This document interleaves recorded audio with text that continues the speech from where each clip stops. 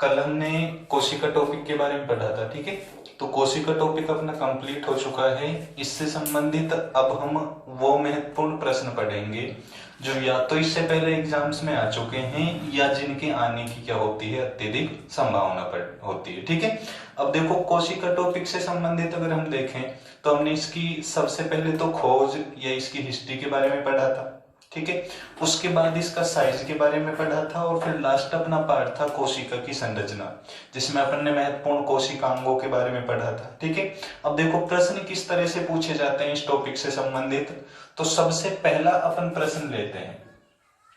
देखो पहला प्रश्न है कि कोशिका सिद्धांत का अपवाद, कोशिका सिद्धांत का अपवाद किस अंग को या किस जीव को माना जाता है, या सीधा कहते हैं अपन कोशिका सिद्धांत का अपवाद है, एक्सेप्शन ऑफ सेल थ्योरी, ठीक है, एक्सेप्शन ऑफ सेल थ्योरी।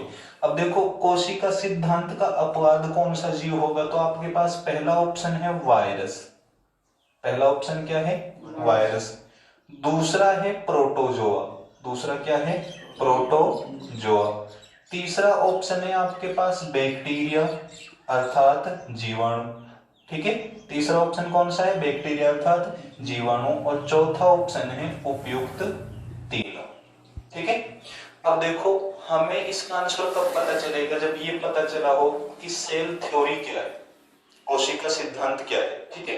देखो कोशिका सिद्धांत दो वैज्ञानिकों ने दिया था। एक तो वैज्ञानिक थे स्वान नाम के, कौन से थे, स्वान, और एक थे स्लाइडेन। दूसरा वैज्ञानिक कौन सा था, स्वान और स्लाइडेन। अब देखो इन्होंने 1838 और 1839 में दोनों ने एक सिद्धांत दिया कि कोई भी जीव है वो किससे मिलकर बना होता है, कोशिकाओं से मिलकर बना होता है, ठीक है।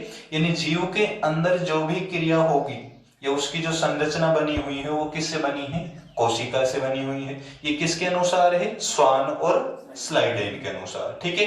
अब देखो अगर हम इन जीवों में देखें तो वायरस, तो पहली चीज तो ये क्या होता है, सजीव और निर्जीव की योजक कड़ी। क्या होता है, सजीव और निर्जीव की क्या है, योजक कड़ी है, ठीक है। Connective joint of living and non living, ठीक है। अर्थात इसमें सजीव के गुण भी हैं, लिविंग प्रॉपर्टी भी है, और नॉन लिविंग भी, निर्जीव के भी गुण पाए जाते हैं। तो न तो ये सजीव है और न निर्जीव है, ठीक है। तो ये मुख्य रूप से क्या होता है, कोशिका सिद्धांत का अपवाद होता है। प्रोटोजोआ में कौन से आते हैं, जिनका निर्माण एक कोशिका से होता हो, वो सभी कौन से वर्ग के अंदर आते हैं, प्रोटोजोआ के अंदर। जैसे मलेरिया का रोगाणु प्लाज्मोडियम होता है, ठीक है, वो क्या है, एक प्रकार का प्रोटोजोआ होता है, ठीक है। तो प्रोटोजोआ में तो एक कोशिकीय जीव है, अर्थात जिनका शरीर कितनी कोशिका से बना हो, एक कोशिका से, ठीक है। बैक्टीरिया मुख्य रूप से ये भी क्या होते हैं, अधिकांश एक कोशिकीय जीव पाए जाते हैं। तो ये दोनों तो कोशिका से बने हुए हैं, लेकिन वायरस कोशिका के गुण नहीं दर्शाता है, ठीक है। इसलिए ये कोशिका सिद्धांत का क्या हो गया, अपवाद हो गया, ठीक है। कई बार ये पूछा जा चुका है, इंपॉर्टेंट प्रश्न है, ठीक है, कि कोशिका सिद्धांत का अपवाद कौन सा होगा, या कौन सा कोशिका सिद्धांत के अनुसार सत्य नहीं है, तो कौन सा होगा, वायरस, ठीक है। वैसे भी वर्तमान में तो वायरस क्रेज पर चल रहा है, ठीक है, कोरोना की वजह से, ठीक है। वैसे ये बताइए वायरस की खोज किस वैज्ञानिक ने की थी, बैक्टीरिया की आपको बताई थी, जीवित कोशिका की खोज जब बताई थी कि ब्लड में आरबीसी खोजी थी ल्यूवेनहोक ने, और डस्ट में क्या खोजा था, बैक्टीरिया। यानी बैक्टीरिया तो किसके द्वारा खोजा गया था, ल्यूवेनहोक के द्वारा। देखो वायरस का अगर खोजकर्ता देखा जाए तो इसके खोजकर्ता जापानी वैज्ञानिक है, इवानो वास्की। अब याद कैसे रखोगे, वायरस ने फिलहाल सबकी आस की बंद कर दी, ठीक है। तो इवानो वास्की, कौन से वायरस ने, कोरोना वायरस ने, ठीक है। करो वास्की कितनी करोगे, सबकी बंद है, ठीक है। तो इवानो वास्की क्या है, वायरस की खोज करता, ठीक है। तो सबसे पहली चीज कोशिका सिद्धांत का अपवाद कौन सा हो गया, वायरस हो गया। दूसरी चीज ये भी हमें याद हुई यहाँ पर कि सजीव और निर्जीव की योजक कड़ी, ठीक है। लिविंग और नॉन लिविंग की कनेक्टिव जॉइंट कौन सा है, वायरस है। कोशिका सिद्धांत किसने दिया था, स्वान व स्लाइडेन ने दिया। दिया था। ठीक है, तो इस तरह से कई बार प्रश्न पूछ लिए जाते हैं। अब इस एक ही प्रश्न में 2 या 3 पॉइंट अपने क्लियर हो रहे हैं। ठीक है, इसके बाद अगर अपन नेक्स्ट प्रश्न देखें तो देखो नेक्स्ट प्रश्न आता है कि जीव द्रव्य को, दूसरा प्रश्न है जीव द्रव्य को। देखो जीव द्रव्य को बताया था आपको प्रोटोप्लाज्म भी कहा जाता है। क्या कहा जाता है? प्रोटोप्लाज्म भी। जीव द्रव्य को जीवन का भौतिक आधार, जीवन का भौतिक आधार किस वैज्ञानिक ने कहा? ठीक है, जीव द्रव्य को जीवन का भौतिक आधार किस वैज्ञानिक ने कहा? सीधा कह सकते हैं जीवन का भौतिक आधार किसने कहा। अब देखो ऑप्शन क्या क्या है। पहला ऑप्शन है आपके लिए अल्टमान, पहला क्या है? अल्टमान। दूसरा है आपके लिए रॉबर्ट हुक, दूसरा क्या है? Robert Hooke. तीसरा आपके लिए है हेक्सले, तीसरा कौन सा वैज्ञानिक है? हेक्सले। और चौथा आपके लिए वैज्ञानिक है पेलेड। क्या है? पेलेड। अब देखो इनमें से सबसे पहली चीज तो अपन को यह पता होना चाहिए जीव द्रव्य प्रोटोप्लाज्म किसे कहते हैं। आपने कोशिका की संरचना पढ़ी थी, उसमें 3 पार्ट बताए थे। एक तो बाहरी आवरण भाग बताया था, ठीक है, दूसरा भाग कोशिका के अंग सेल ऑर्गन बताए थे, और तीसरा पार्ट क्या बताया था? प्रोटोप्लाज्म अर्थात जीव द्रव्य। ठीक है, केंद्रक के अंदर, न्यूक्लियस के अंदर जो फ्लूइड होगा उसकी मात्रा और कोशिका के अंदर जो द्रव होगा, उन दोनों का मिक्सचर ही क्या होता है? जीव द्रव्य। एग्जाम्पल के तौर पर देखो, जैसे ये एक कोशिका है, ये इसका केंद्रक हो गया। केंद्रक के अंदर जो पदार्थ है, तो न्यूक्लियस के अंदर है तो न्यूक्लियोप्लाज्म, केंद्रक के अंदर है तो केंद्रक द्रव्य, और कोशिका के अंदर है जो भी अंग पाए जा रहे हैं, माइटोकॉन्ड्रिया वगैरह, राइबोसोम वगैरह जो भी है, ठीक है, उन सभी का मिश्रण कोशिका द्रव्य, साइटोप्लाज्म। वो क्या कहलाएगा? साइटोप्लाज्म। और इन दोनों का मिक्सचर ही क्या है?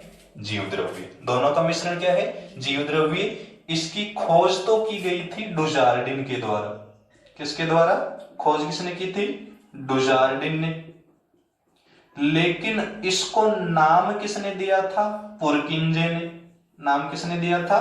एक पुरकिंजे नाम के वैज्ञानिक थे। लेकिन इसे जीवन का भौतिक आधार किसने कहा? देखो 4 ऑप्शन है। जब भी आप क्वेश्चन करो ना, तो सबसे पहली चीज ये याद रखना, जो गलत ऑप्शन है ना उनको हटाने का प्रयास करें अपन। ठीक है, अब आपसे थ्योरेटिकल तो पूछेगा नहीं कि भाई जीव द्रव्य के बारे में आपको डिटेल लिखनी। यहाँ पर आंसर ही इस ऑप्शन में लिखा हुआ है, हमको तो केवल क्या छांटना है? सही। लेकिन सही से पहले आप गलत को अलग करो। ठीक है, देखो अल्टमान आपको पता है किससे संबंधित है? शाबाश, बिल्कुल करेक्ट है।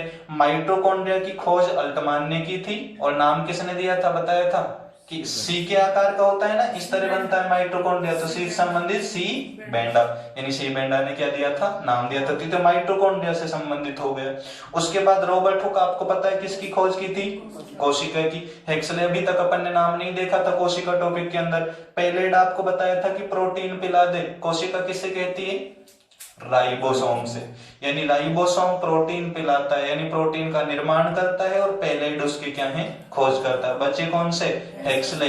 इन्होंने ही कोशिका को क्या कहा था? जीवन का भौतिक आधार। यानी जो प्रोटोप्लाज्म है, जीव द्रव्य है, वो जीवन का क्या है? भौतिक आधार। Physical basis of life according to Huxley is protoplasm. ठीक है, यानी हेक्सले के अनुसार जीवन का भौतिक आधार क्या है?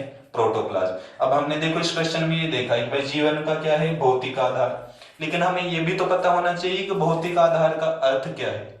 यानी हेक्सले ने बताया कि अगर किसी जीव का हम क्या कर लें? जीव द्रव्य प्राप्त कर लें, तो उससे नई कोशिका, किसका? नई कोशिका, न्यू सेल का अथवा नए जीव का निर्माण किया जा सकता है। क्या कर सकते हैं हम? नई कोशिका भी बना सकते हैं, अथवा क्या कर सकते हैं? नए जीव का निर्माण कर सकते हैं। ये सबसे पहले किसने बताया? हेक्सेलेन। ठीक है, तो जीव द्रव्य ही क्या हो गया, हमारे जीवन का भौतिक आधार हो गया। प्रश्न क्या पूछा गया है, अभी तक 2 या 3 बार ये क्वेश्चन पूछा जा चुका है एसएससी एग्जाम्स में भी और अन्य एग्जाम्स में भी कई बार पूछा गया है कि जीव द्रव्य को जीवन का भौतिक आधार किसने कहा। न तो आपको ये डुजार्डिन खोजकर्ता याद रखना है, न पुरकिंजे याद रखना है, आपको केवल क्या याद रखना है कि जीव द्रव्य को जीवन का भौतिक आधार किसने कहा था, हेक्सले ने कहा था। ठीक है, जीवन का भौतिक आधार क्या है, जीव द्रव्य, किसके अनुसार, हेक्सले के अनुसार। ठीक है, तो पहला प्रश्न था हमारा कोशिका सिद्धांत का अपवाद कौन सा है, वायरस। दूसरा प्रश्न है जीव द्रव्य को जीवन का भौतिक आधार किसने कहा था, हेक्सले ने कहा था। ठीक है, स्क्रीनशॉट ले लीजिए।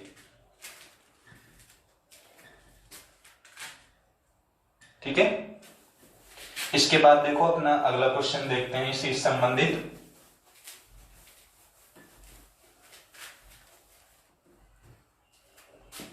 देखो तीसरा प्रश्न है, रिक्तिका की झिल्ली किस पदार्थ से बनी होती है, रिक्तिका की झिल्ली बनी होती है। ठीक है, रिक्तिका की झिल्ली बनी होती है। अब देखो इसमें पदार्थ कौन कौन से होंगे। सबसे पहला कहला रहा है टोनोप्लास्ट। क्या कहला रहा है, टोनोप्लास्ट। दूसरा ऑप्शन है इसके बाद, रिक्तिका की झिल्ली किससे बनी होती है, पहला पदार्थ टोनोप्लास्ट, दूसरा है प्रोटीन वे वसा यानी लिपिड या फैट भी कह सकते हैं इसको। ठीक है, मेन तो फैट होता है वैसे वसा के लिए वर्ड। तीसरा है सेलुलोज और चौथा ऑप्शन है इनमें से तीनों या इनमें से कोई नहीं, ये भी ऑप्शन दे सकते हैं अपन। ठीक है, अब देखो रिक्तिका की झिल्ली, वैक्यूल्स बोलते हैं रिक्तिका को, अर्थात जो कोशिका में रिक्त स्थान पाए जाते हैं। देखो आपको बताया था कि अपन ने जो कोशिका की संरचना पढ़ी थी उसमें मेन ऑर्गन देखे थे अपन ने, जिनके बारे में कुछ डिटेल थी। ये जो कुछ पॉइंट्स बच गए हैं अपन ऑप्शनल क्वेश्चनों के अंदर इनको कर रहे हैं। ठीक है, अब देखो क्वेश्चन क्या पूछा गया है, रिक्तिका की झिल्ली किस पदार्थ से बनी होती है। देखो ये जो अपन क्वेश्चन ले रहे हैं अधिकांश घटना चक्र से संबंधित है। ठीक है, जो ज्यादातर एग्जाम्स में क्या किए गए हैं, पूछे गए हैं। तो इससे आपको डबल फायदा हो रहा है, क्वेश्चन का तरीका भी पता चल रहा है कि किस तरह से क्वेश्चन पूछा जाता है, साथ में आपका टॉपिक तो पहले ही क्लियर हो गया है। ठीक है, घटना चक्र भी आपकी क्या हो रही है, साथ साथ रिपीट हो रही है। ठीक है, और ज्यादातर हम एसएससी वगैरह के एग्जाम्स में देखें तो घटना चक्र से ज्यादातर क्वेश्चन पूछे जाते हैं। ठीक है, तो देखो रिक्तिका की झिल्ली किस पदार्थ से बनी होती है। पहली चीज, रिक्तिका क्या है, ये मान लो कोशिका है, केंद्रक हो गया, तो इसमें कुछ क्या पाए जाते हैं, अनियमित आकार के खाली स्थान पाए जाते हैं। ठीक है, क्या पाए जाते हैं, खाली स्थान पाए जाते हैं, इनको क्या कहा जाता है, रिक्तिका कहा जाता है। ठीक है, वैक्यूल्स कहते हैं। अब देखो आप इनमें से सबसे पहली चीज आपको बताई थी, गलत पॉइंट छांट रहा है अपन को। पहला देखो सेलुलोज से बताया था आपको कोशिका का कौन सा भाग बना होता है, कोशिका झिल्ली या भित्ति, शाबाश, कोशिका भित्ति, जो केवल किस में होती है, पादप में। सेल वॉल किससे बनी होती है, सेलुलोज से। ठीक है, कवक में बताया था फंगस में काइटिन से बनी होती है और जो केवल पादप में होती है। और प्रोटीन व फास्फोलिपिड बताया था, इससे क्या बनी होती है, कोशिका झिल्ली। क्या बनी होती है, कोशिका झिल्ली। सेल मेम्ब्रेन, क्या बनी होती है, सेल मेम्ब्रेन, कोशिका झिल्ली। बचा कौन सा, टोनोप्लास्ट। टोनोप्लास्ट से क्या बनी होती है, रिक्तिका की झिल्ली बनी होती है। अब देखो एक प्रश्न तो इससे ये बना कि रिक्तिका की झिल्ली किससे बनी होती है, टोनोप्लास्ट में, ये आया हुआ क्वेश्चन है। ठीक है, अगर एक और क्वेश्चन देखें तो रिक्तिका का काम क्या होता है कोशिका में। पादप में ये बड़ी होती है, जंतु में छोटी होती है। ठीक है, अब इसका काम देखें तो ये भी क्या कार्य करती है, स्टोरेज का कार्य करती है। क्या करती है, स्टोरेज का, संग्रह का कार्य करती है। और संग्रह किसका करती है, बोलो, वेस्ट मटेरियल का, अपशिष्ट पदार्थ का। ठीक है, अपशिष्ट जो पदार्थ होते हैं, वेस्ट जो मटेरियल होता है, उसका स्टोरेज कौन सी करती है, वैक्यूल्स अर्थात रिक्तिका। ठीक है, रिक्तिका की झिल्ली टोनोप्लास्ट से बनी होती है, इसका काम क्या होता है, वेस्ट मटेरियल का क्या करना, स्टोरेज करना। ठीक है, तो ये मुख्य रूप से आपका क्या हो गया, अगला क्वेश्चन हो गया। इसके बाद अगला क्वेश्चन आता है, चौथा क्वेश्चन है, किस कोशिकांग को कोशिका का एटम बम, या सीधा कहें एटम बम किस अंग को कहा जाता है? ठीक है, एटम बम किस अंग को कहा जाता है? देखो पहला ऑप्शन है इसके लिए आपको राइबोसोम, राइबोसोम। दूसरा ऑप्शन है हरित लवक, हरित लवक जिसको क्लोरोप्लास्ट भी कहते हैं। ठीक है, तीसरा ऑप्शन है इसके लिए आपका लाइसोसोम। ठीक है, चौथा ऑप्शन है इसके लिए आपका माइटोकॉन्ड्रिया। ठीक है, पहले क्वेश्चन समझिए, एटम बम किस अंग को कहा जाता है? पहला देखो, आंसर छांटने से पहले आप ऑप्शन देखो क्या क्या दे रखे हैं। राइबोसोम के बारे में आपने पढ़ा था, क्या पॉइंट था इससे? प्रोटीन पिला दे, यानी ये प्रोटीन बना रहा है और इसके खोजकर्ता कौन है? बोलो, शाबाश, पेलेड या पेलाड। ठीक है, प्रोटीन बनाता है, खोजकर्ता कौन है इसके? पेलेड। ये पॉइंट देखे थे आपने इससे संबंधित। हरित लवक आपको बताया था कि एक प्रकार का क्या है? पिगमेंट होता है, वर्णक होता है, जो केवल किस में होते हैं? पादपों में। और ये क्या करता है? कोशिका में भोजन का निर्माण करता है। कौन सी विधि के द्वारा करता है? कल पढ़ा था आपने, शाबाश, प्रकाश संश्लेषण। सबसे ज्यादा कौन से रंग में होता है? खतरे के रंग लाल में, लाल का उल्टा बैंगनी, वॉयलेट। तो सबसे कम किस में होगा फोटोसिंथेसिस? वॉयलेट में। और किस में नहीं होता है? शाबाश, बिल्कुल करेक्ट है, हरे में नहीं होता है। यानी ये तो भोजन बनाता है, तो कोशिका का किचन भी कहते हैं इसको, रसोई घर भी। अगला अंग लाइसोसोम। लाइसो का अर्थ बताओ पहले। लाइसो लैटिन वर्ड है जिसका अर्थ क्या बताया था? नष्ट करना। ये खुद तो नष्ट होता है, साथ में कोशिका को भी नष्ट करता है। तो खोजकर्ता आपको वैसे ही याद आ गया होगा, ठीक है, कि खुद तो डूबे हमें भी ले डूबे, तो खोजकर्ता डीडीओए। याद आ गया ना?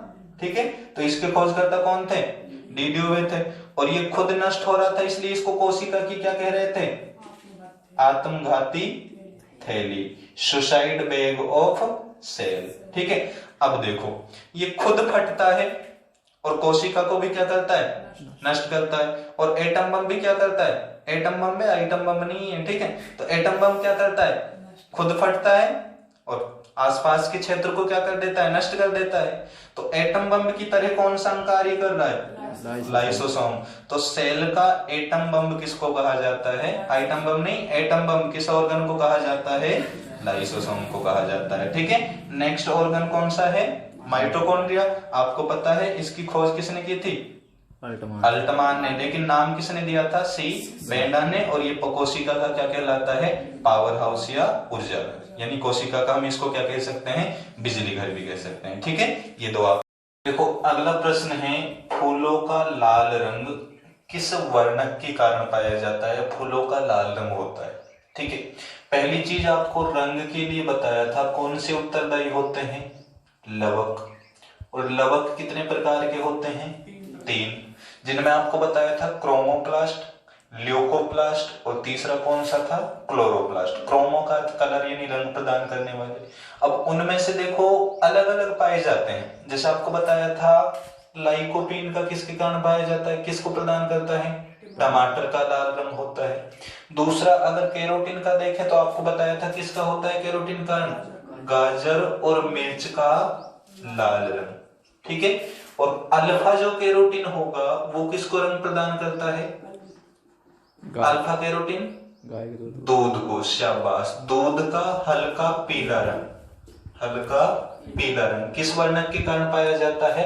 अल्फा कैरोटीन के कारण। तो लाइकोपीन तो टमाटर को लाल रंग प्रदान कर रहा है, कैरोटीन है वो किसको प्रदान कर रहा है? गाजर और मिर्च को लाल रंग प्रदान कर रहा है। केसीन जो प्रोटीन होती है ये दूध को सफेद रंग प्रदान करती है। दूध का सफेद रंग किसके कारण होता है? कैसीन प्रोटीन के कारण। किसके कारण होता है? कैसीन प्रोटीन के कारण पाया जाता है। एंथोसाइनिन वो वर्णक है जो फूलों को क्या करता है? लाल रंग प्रदान करता है।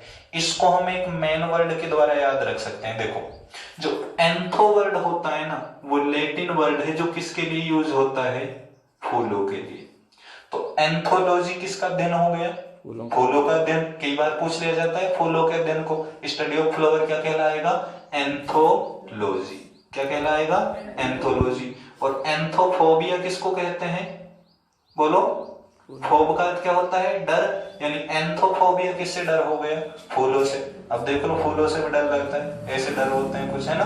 डरने नहीं चाहिए फिर फूलों से। फूल ही गोभी जैसा हो तो डर तो लगेगा ही, है ना?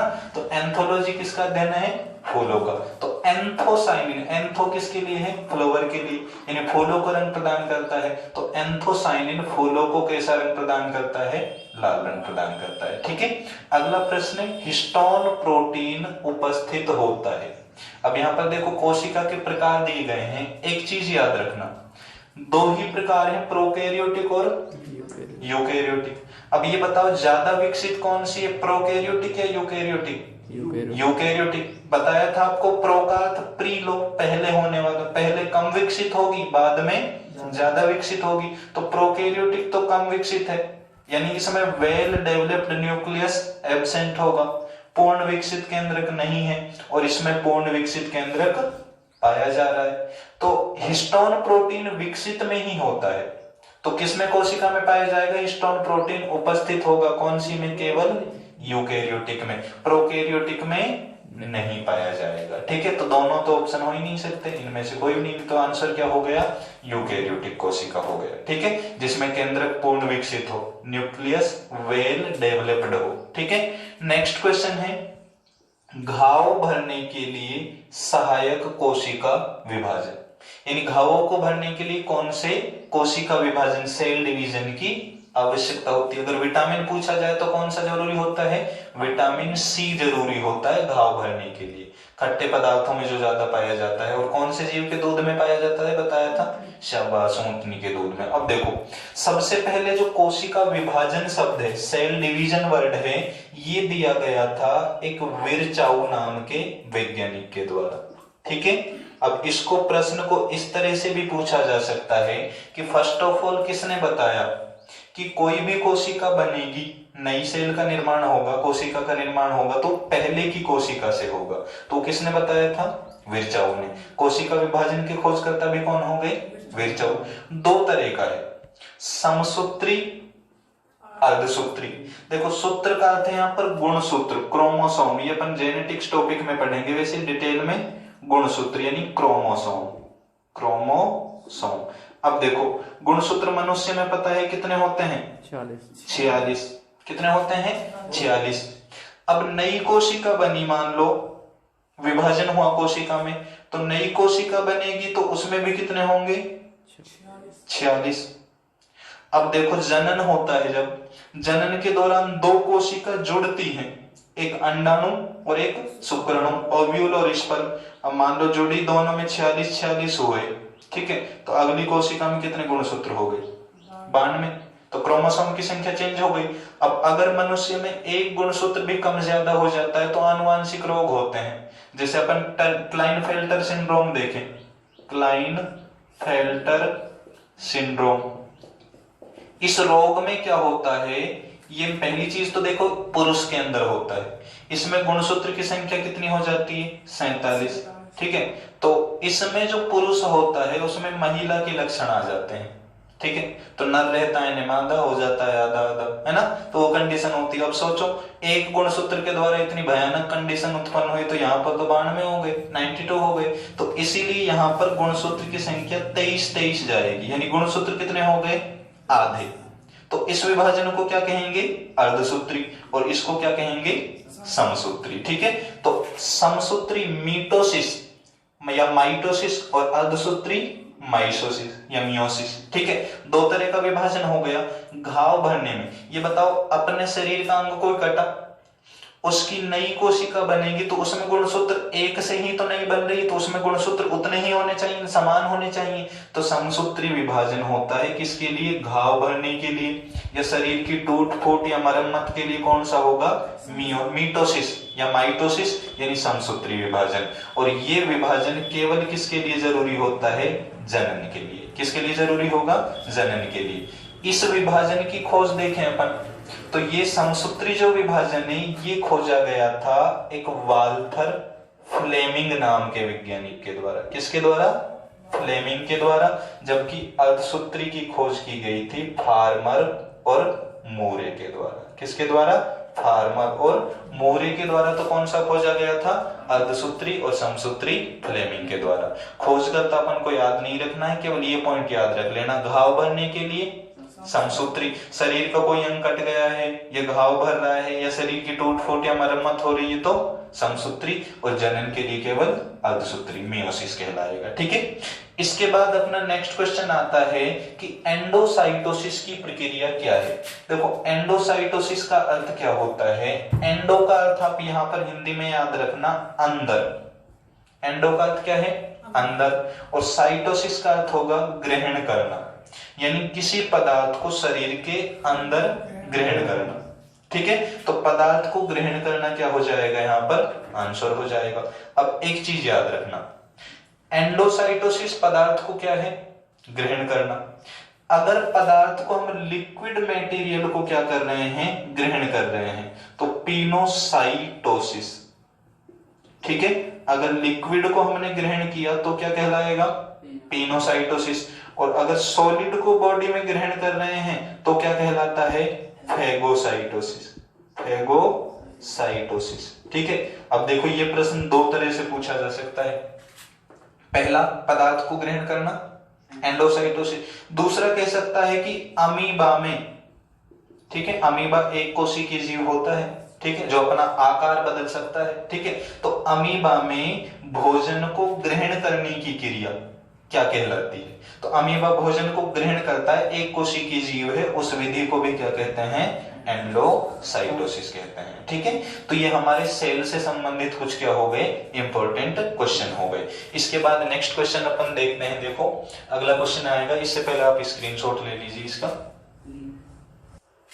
ठीक है।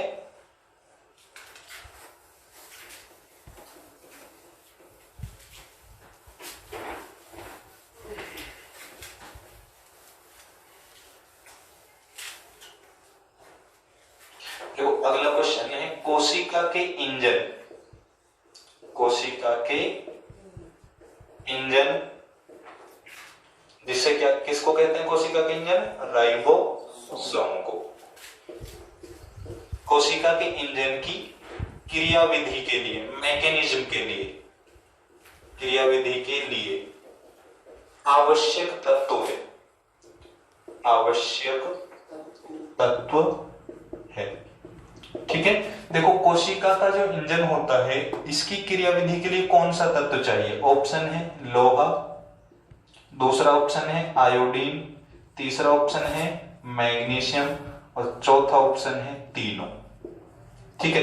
पहली चीज, राइबोसोम का आपको पता है सबसे छोटा अंग है, और जो सबसे छोटा होगा उस पर झिल्ली नहीं पाई जाएगी, तो झिल्ली रहित होगा। खोजकर्ता आपको बताया था प्रोटीन पिला दे, यानी पहले खोजकर्ता हो गए, प्रोटीन का निर्माण करता है। अब देखो इनमें से कौन सा तत्व इसकी क्रियाविधि के लिए जरूरी होगा, मैकेनिज्म के लिए कौन सा मटेरियल जरूरी होता है? लोहा देखें, हीमोग्लोबिन के रूप में पाया जाता है एनिमल्स में। ठीक है। प्लांट्स में भी मुख्य रूप से ये क्या करता है? मिनरल्स की तरह कार्य करता है, लेकिन बहुत ही कम मात्रा में पाया जाता है। ठीक है। आयोडीन मनुष्य में थायराइड से संबंधित क्रियाओं के लिए जरूरी होता है। ठीक है। किससे संबंधित होता है? थायराइड से संबंधित होता है। मैग्नीशियम देखें तो मैग्नीशियम आपको हरित लवक में भी बताया था, क्लोरोफिल में भी बताया था कि क्लोरोफिल का मुख्य घटक क्या होता है? मेन पार्ट क्या होता है? मैग्नीशियम। और राइबोसोम की क्रियाविधि के लिए भी, ठीक है, राइबोसोम की मैकेनिज्म के लिए भी कौन सा तत्व जरूरी होता है? मैग्नीशियम। कौन सा तत्व जरूरी है राइबोसोम की क्रियाविधि के लिए? मैग्नीशियम, जो आयनों के रूप में पाया जाता है, Mg2 पॉजिटिव आयन या Mg पॉजिटिव आयन्स के रूप में क्या होता है? पाया जाता है। ये तत्व कोशिका में राइबोसोम की मैकेनिज्म के लिए क्या होता है? जरूरी होता है। ठीक है। तो ये सेल टॉपिक से संबंधित अपने इंपॉर्टेंट क्वेश्चन हो गए, जो ज्यादातर अपने कौन से क्वेश्चन लिए हैं? जो इससे पहले एग्जाम्स में आए हुए हैं। ठीक है। तो ये आपके लिए क्वेश्चन कंप्लीट हो गए। नेक्स्ट अपना टॉपिक अपन शुरू करेंगे डाइजेशन। ठीक है। धन्यवाद।